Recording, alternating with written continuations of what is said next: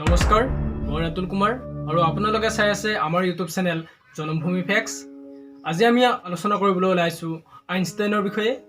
আৰু আইনষ্টাইন এজন সাধাৰণ ব্যক্তি নাছিল আৰু তেওঁ আমাৰ এই সাধাৰণ ব্যক্তিবিলাকতকৈ বহুগুণে ওপৰত আছে।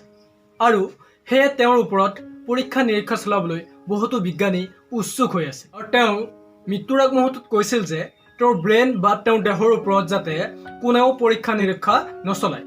কিন্তু এজন বিজ্ঞানীয়ে তেওঁৰ ব্ৰেইনটো চুৰি কৰি নি 40 বছৰ পিছত পৰীক্ষা নিৰীক্ষা চলাইছে।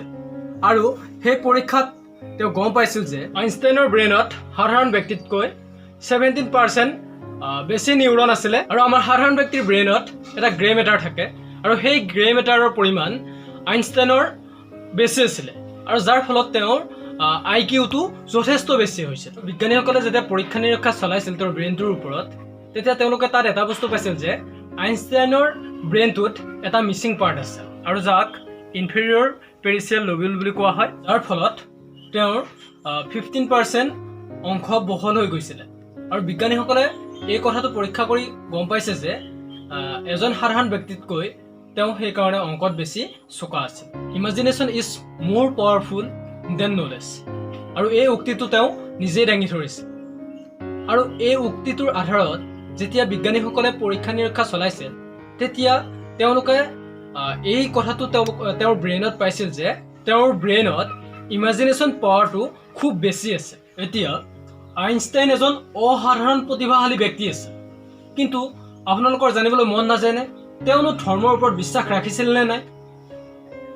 হয়, তেওঁ ধৰ্মৰ ওপৰত বিশ্বাস ৰাখিছিল। তেওঁ ধৰ্মৰ ওপৰত যিবিলাক মন্তব্য ৰাখিছিল সেইবিলাক সাধাৰণতে ৱাইডলি ষ্টাডিড আৰু এইবিলাক বুজাত কিছু কঠিন হৈ পৰিছে। তেওঁ কোনো এজন পাৰ্চনেল গডক অৰ্থাৎ কোনো এজন ভগৱানক বিশ্বাস কৰা নাছিল। আৰু তেওঁ কৈছিল যে মই কোনো নাস্তিক নহয়।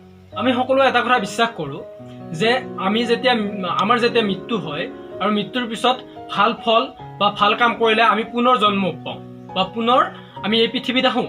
কিন্তু এই কথাটো আইনষ্টাইনে কোনো পধ্যেই বিশ্বাস কৰা নাছিলে।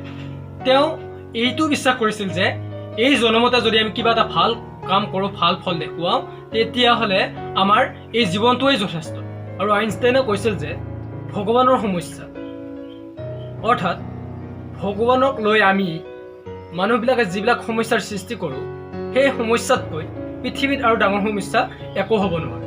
আৰু আইনষ্টাইনে এই কথাষাৰিও কৈছে যে ভগৱান যীশুখ্ৰীষ্টই যিখিনি কৰিছিল তাতকৈও বেছি আমাৰ সাধাৰণ মানুহখিনিয়ে কৰিব পাৰে, যদিহে তেওঁলোকে ভগৱানক তেওঁলোকৰ ওপৰত স্থান নিদিয়ে। বন্ধুসকল, আজি আমি আইনষ্টাইনৰ বিষয়ে কিছু তথ্য আপোনালোকক এই ভিডিঅ'টোৰ জৰিয়তে দেখুৱালোঁ। আৰু আপোনালোকে যদি এই ভিডিঅ'টো ভাল পাইছে তেনেহ'লে ভিডিঅ'টো লাইক কৰিব। আৰু যদি এনেকুৱা ভিডিঅ'বিলাক আপোনালোকে চাই থাকিব বিচাৰে তেনেহ'লে আমাৰ এই চেনেলটো ছাবস্ক্ৰাইব কৰি ল'ব। সৰ্বশেষত সকলোকে ধন্যবাদ জনাই আজিৰ আমাৰ এই ভিডিঅ'টো সামৰণি মাৰিছোঁ। ধন্যবাদ। জয় অসম।